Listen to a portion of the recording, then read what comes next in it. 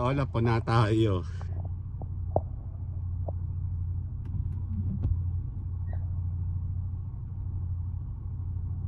Kanina pa yan dyan. Actually kanina pa, hindi ko nga lang na video yan kasi may dumating na delivery ng pick up daw. Ayun siya oh.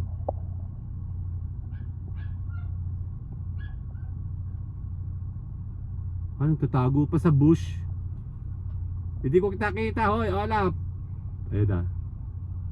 Nagagalit nga, binibidyo siya.